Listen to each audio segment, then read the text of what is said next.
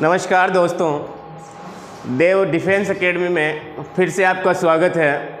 और ऑनलाइन क्लासों की श्रृंखला में इतिहास और एकीकरण के बाद अपन विज्ञान पे थोड़ा बहुत डिस्कस करेंगे, जिसमें जो मुख्य टॉपिक है रोग, अपने ये टॉपिक चल रहा था, उसमें से अपने विषाणु के बारे में यानी विषाणु से होने वाले रोगों के बारे में आज अपन अध्ययन करेंगे।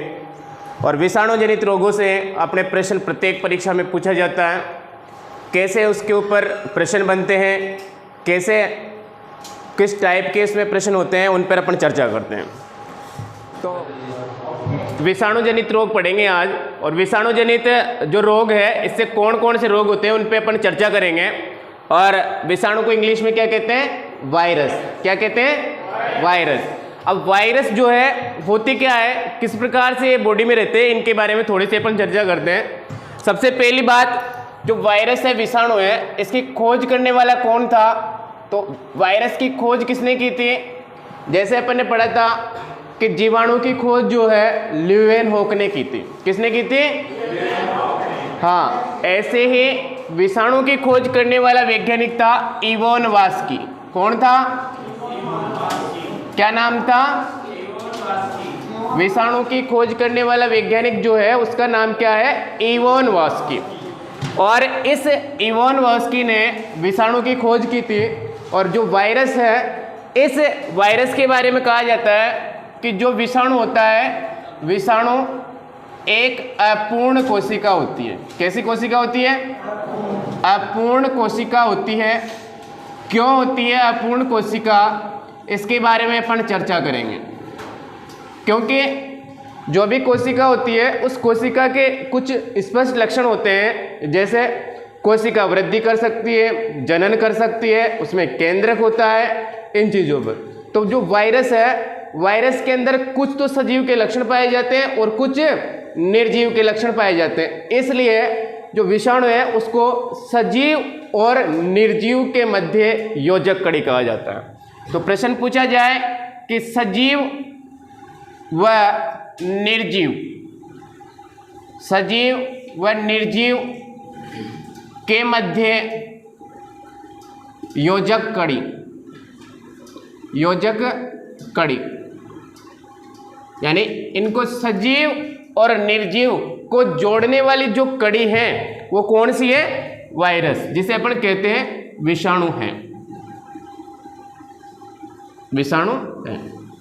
दूसरी बात, यानी कि विषाणु कई प्रकार के रोग उत्पन्न करते हैं। इनकी खास बात क्या होती है कि विषाणु बॉडी में प्रवेश करते हैं और वहां जाके जनन कर लेते हैं, वृद्धि करते हैं अपने आप में। दूसरी बात कि जो विषाणु है उनके क्रिस्टल बनाए जा सकते हैं, यानी छोटे छोटे, जैसे शक्कर के क्रिस्टल होते हैं, नमक के क्रिस्टल होते हैं, ठीक उसी प्रकार जो विषाणु होते हैं उनके भी क्रिस्टल बनाए जा सकते हैं। और क्रिस्टल बनाकर उन्हें बोतलों में भरकर रखा जा सकता है। तो ध्यान रखना है आपको कि जो विषाणु है यानी वायरस है, इस विषाणु के क्रिस्टल बनाए जा सकते हैं। क्या बनाए जा सकते हैं? क्या बनाए जा सकते हैं? क्रिस्टल बनाए जा सकते हैं, जा सकते हैं। और इन्हें बोतलों में भरकर रख सकते हैं, बोतलों में भरकर रख सकते हैं, रख सकते हैं। आपने सुना भी होगा कि जैसे बहुत भयंकर अपने महामारी चली थी जिसका नाम कोरोना था। अब कोविड महामारी में क्या हुआ था कि जो कोरोना की महामारी है उसका विषाणु वुहान की लैब से रिलीज हुआ था। कौन सी लैब में? वुहान की लैब में। वुहान कहाँ पर है? चीन में। तो अपन कहते हैं कि चीन में से आया है कौन सा वायरस? कोरोना का वायरस। वहाँ की एक लैब है वुहान, उसमें इस वायरस को रखा जा सकता था, यानी इनके क्रिस्टल बनाए जा सकते हैं, इनको स्टोर किया जा सकता है। इसलिए अपन ने कहा कि विषाणु के क्या बनाए जा सकते हैं? क्रिस्टल बनाए जा सकते हैं, और इन्हें बोतलों में भरकर रखा जा सकता है। ठीक है,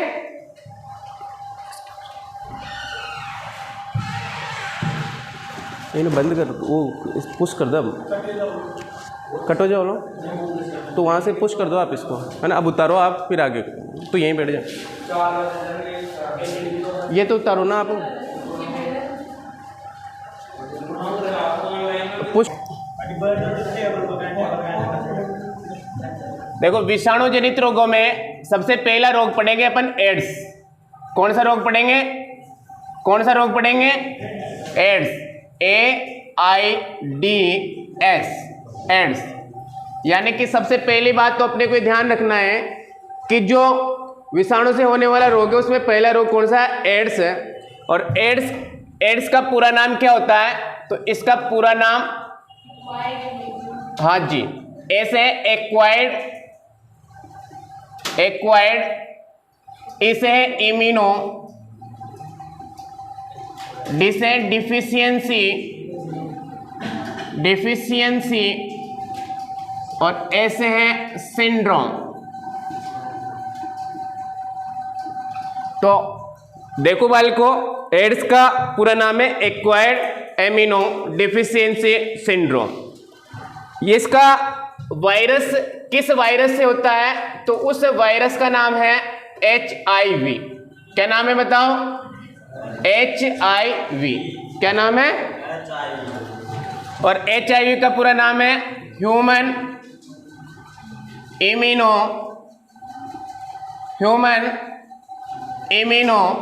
वायरस। कौन से वायरस से फैलता है? HIV वायरस से फैलता है। इसका कारण क्या है? इसके कारण कई सारे कारण हैं, जैसे कि अपन जानते हैं एड्स का प्रमुख कारण है असुरक्षित यौन संबंध। तो कारणों में अपन चर्चा करते हैं तो सबसे पहला कारण आता है असुरक्षित यौन संबंध।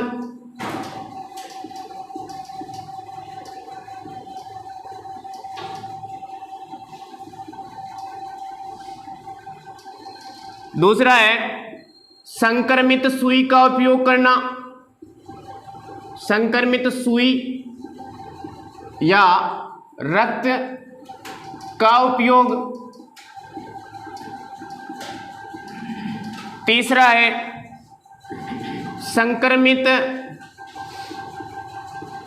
ब्लेड का उपयोग।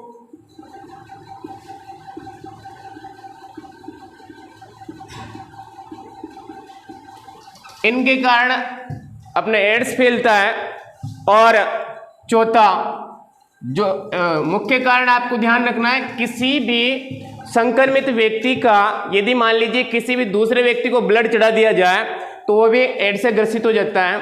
लेकिन यदि कोई माता एड्स से ग्रसित है यानी HIV पॉजिटिव है और उसके गर्भ में यदि कोई संतान पल रही है तो अगर उसे पूरे के पूरे चिकित्सा उसमें परामर्श में रखा जाए तो उसकी होने वाली संतान को HIV से बचाया जा सकता है। तो ध्यान रखना है। इस प्रकार से यदि आपसे प्रश्न पूछा जाए तो उसका ऐसा आपको आंसर देना है। लक्षण क्या है? तो लक्षण इसके कई सालों में प्रकट होते हैं। 4 से 5 वर्ष बाद लगभग इसके लक्षण प्रकट होने लगते हैं, जिसमें मुख्यतः जो रोगी होता है तो रोगी को बुखार आता है, रोगी को बुखार होना। दूसरा वजन में कमी होना। तीसरा है प्रतिरक्षा तंत्र का कमजोर होना। प्रतिरक्षा तंत्र का कमजोर होना।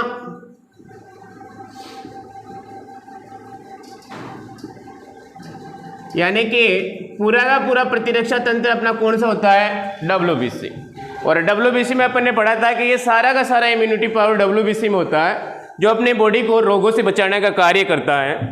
और प्रतिरक्षा तंत्र कमजोर हो जाता है और रोगी जो होता है कई रोगों से ग्रसित हो जाता है।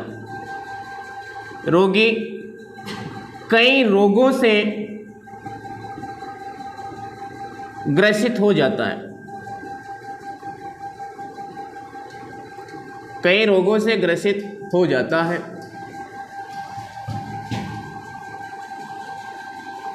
दूसरा, इस रोग के परीक्षण के लिए जो टेस्ट किया जाता है उस टेस्ट को ध्यान रखना है आपको कौन सा टेस्ट इसके लिए किया जाता है, जो कई बार परीक्षा में पूछा जाता है, ये इंपॉर्टेंट भी है। इस टेस्ट का नाम है बेटे एलिसा टेस्ट। कौन सा टेस्ट?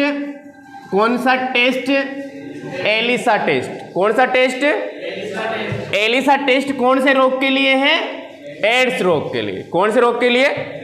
इसके साथ ही अपन दो टेस्टों की फिर बात कर लेते हैं, जैसा कि अपन ने पहले ही बात की थी। एक टाइफाइड के लिए कौन सा टेस्ट होता है? टाइफाइड का कौन सा टेस्ट है? Widal test. कौन सा टेस्ट है टाइफाइड का? Widal test. एक दूसरा जो टेस्ट है उसके ऊपर चर्चा की थी अपन ने, यानी कुष्ठ रोग का जो टेस्ट है, कुष्ठ रोग का, जिसे आप कुष्ठ रोग को अपन कहते हैं लेप्रेसी, कुष्ठ रोग, कोढ़ रोग, इन नामों से इनको जाना जाता है। कुष्ठ रोग का जो टेस्ट है वो है लेप्रेमीन टेस्ट। कौन सा टेस्ट है? लेप्रेमीन टेस्ट। तो पूछा जाता है लेप्रेमीन टेस्ट कौन से रोग से संबंधित है? तो कुष्ठ रोग से संबंधित है। अपने को एड्स का पूछा जाए तो एड्स किस रोग से संबंधित है? टेस्ट एलिसा है इसका। एड्स का ऐसे तो कोई उपचार नहीं है, लेकिन फिर भी कुछ हद तक इसका उपचार किया जाता है, जिस औषधि का नाम है AZT, एजिडो थाइमिडीन औषधि। एजिडो थाइमिडीन औषधि। तो ध्यान रखना है अपने को। फिर से एक बार देखते हैं दोबारा से। विषाणु से होने वाले रोगों की श्रृंखला में पहला रोग है एड्स। जो एड्स है उसका पूरा नाम है एक्वायर्ड एमिनो डेफिशिएंसी सिंड्रोम। इसका जो वायरस है, कौन से वायरस से होता है? HIV से। HIV ह्यूमन इम्यूनो वायरस, जो HIV रोग है। कारण, किस कारण से होता है? तो असुरक्षित यौन संबंध के कारण ये होता है। संक्रमित सुई और संक्रमित रक्त का यदि आदान किया जाता है, प्रदान किया जाता है, तो उसके कारण ये हो सकता है।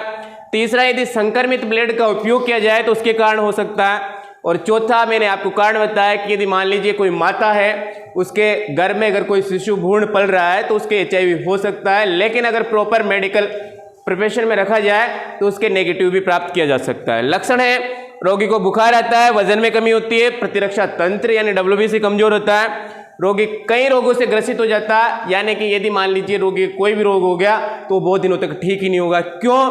क्योंकि उसका इम्यूनिटी पावर कमजोर हो गया है, प्रतिरक्षा तंत्र कमजोर हो गया। तो एड्स का जो टेस्ट है उस टेस्ट को कहा जाता है एलिसा टेस्ट। कौन सा टेस्ट कहा जाता है? Elisa test. और टाइफाइड और कुष्ठ रोग के भी जो टेस्ट है, टाइफाइड का टेस्ट है विडाल टेस्ट और कुष्ठ रोग का टेस्ट है लेप्रेमिन टेस्ट। इसका उपचार है AZT, एजिडो थाइमिडीन औषधि। दूसरा है पोलियो।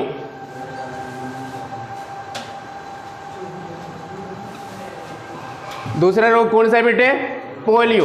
कौन सा रोग है? पोलियो। अब पोलियो रोग में सबसे पहली बात तो अपने को ये ध्यान रखनी है कि जो पोलियो रोग है ये किससे होता है? विषाणु से होता है। तो पहला प्रश्न कई बार यही पूछा जाता है कि पोलियो किससे होता है? कवक से, प्रोटोजोआ से, वायरस से। तो वायरस से होता है पोलियो। इसका जो वायरस है उस वायरस को ध्यान रखना है आपको। इसका वायरस है एंटेरो वायरस। कौन सा वायरस? Entero virus. और इस रोग के लक्षण क्या होते हैं पोलियो के? तो इसके जो लक्षण है उन पर अपन चर्चा करते हैं। इसका पहला लक्षण है रीढ़ की हड्डी की कोशिकाएं नष्ट होने लगती हैं। रीढ़ की हड्डी की कोशिकाएं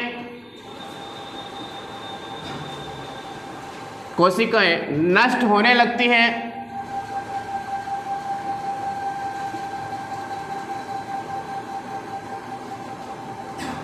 दूसरा, गर्दन अकड़ने लगती है। गर्दन अकड़ने लगती है। तीसरा, हाथ पैरों में अपंगता आ जाती है।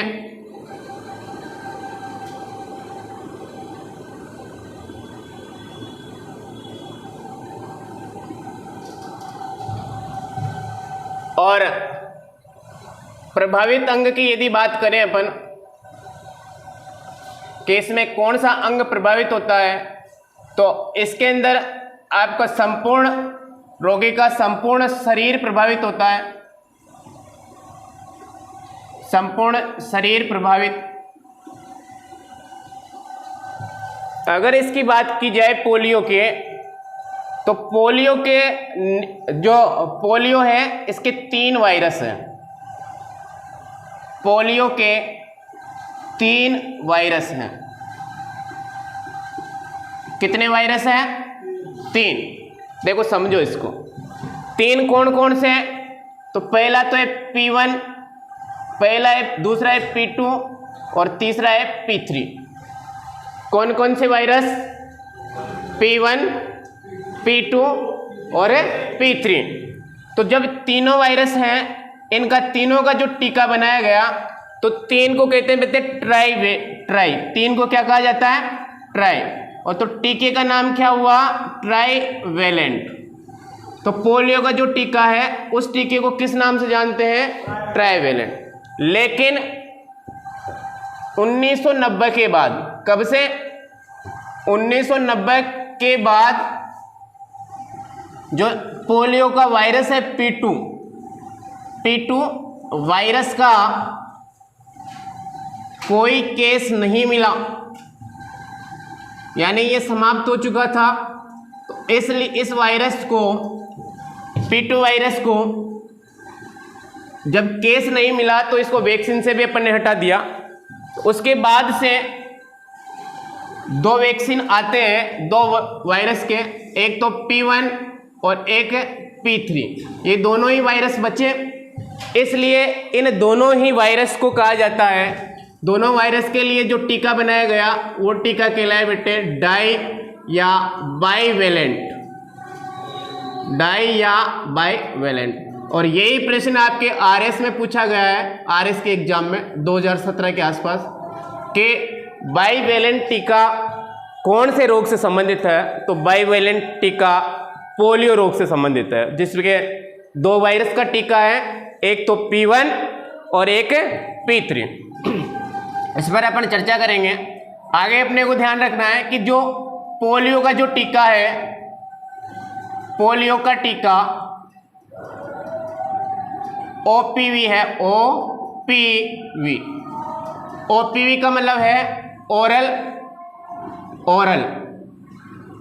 P से है polio, oral polio vaccine, oral polio vaccine, जिसकी 2 बूंद दी जाती है। कितनी बूंद दी जाती है? 2 बूंद जिंदगी की। और जो पोलियो रोग है, इस पोलियो रोग के ब्रांड एम्बेसडर अपने अभिनेता अमिताभ बच्चन हैं। कौन है? अमिताभ बच्चन। इसमें एक नया क्या हुआ है कि अप्रैल 2016 से, बताओ कब से? अप्रैल 2016 से जो अपने पोलियो रोग है, कौन सा रोग? पोलियो रोग। इस पोलियो रोग का नया टीका बनाया गया, जिस टीके को जाना जाता है IPV, बनाया गया। और IPV का मतलब है कि ये तो आपके OPV का जो 2 बूंद है, ये 5 वर्ष तक के 0 से 5 वर्ष तक के बालकों को प्रत्येक रविवार के आसपास एक कैंप लगा के बालकों को पिलाई जाती थी 2 बूंद जिंदगी की। लेकिन IPV का मतलब ये है कि ये इंजेक्टेबल है। कैसे है? इसका इंजेक्शन के रूप में लगाया जाता है इसको। तो I का मतलब है इंजेक्ट, I का मतलब क्या है? इंजेक्ट। P का मतलब है पोलियो और V का मतलब है वैक्सीन। वैक्सीन होता है क्या? टीका। और जो IPV है ये इंजेक्टेबल वैक्सीन है, और इस इंजेक्टेबल वैक्सीन का IPV को 15 डिग्री के कोण पर लगाते हैं। कोण पर लगाते हैं। और कब लगाया जाता है ये IPV? तो IPV की 3 डोज लगती हैं। 3 डोज कब कब लगती है ये अपन बात कर लेते हैं। तो एक तो लगती है जब बालक 1.5 महीने का होता है तब, एक लगती है जब बालक 3.5 माह का होता है तब, और एक लगती है 9 से 12 माह का होता है तब। इनके साथ और भी कई सारे टीके लगाए जाते हैं जिन पर अपन विस्तृत रूप से आगे क्लास में चर्चा करेंगे। तो आज अपन ने देखा इन क्लासों के बारे में। तो पोलियो जो है इसका वायरस है, कौन सा वायरस है? एंटेरोवायरस। कौन सा वायरस है? लक्षण है रीढ़ की हड्डी की कोशिकाओं का नष्ट होना, गर्दन का अकड़ना, हाथ पैरों में अपंगता, प्रभावित होता है संपूर्ण शरीर प्रभावित होता है। इसमें पोलियो के 3 वायरस है, P1, P2 और P3, और तीनों जो वायरस है इसको कहा जाता है ट्राईवेलेंट। और 1990 के बाद P2 का कोई केस नहीं मिला, इसलिए P1 और P3 का ही टीका रह गया, जिस टीके को कहा जाता है बाई या डाइवेलेंट। और जो पोलियो है इसका टीके को कहा जाता है OPV यानी ओरल पोलियो वैक्सीन, यानी मुंह से 2 बूंद इसमें पिलाई जाती है। और पोलियो रोग है जिसका ब्रांड एम्बेसडर कौन से हैं? अमिताभ बच्चन है। अप्रैल 2016 से पोलियो का IPV विकसित किया गया है, यानी इंजेक्ट पोलियो वैक्सीन, और ये आपकी त्वचा पर 15 डिग्री के कोण पर लगाया जाता है। और इसकी 3 डोज लगती हैं, 1.5 माह पे, 3.5 माह पे और 9 से 12 माह। Thank you.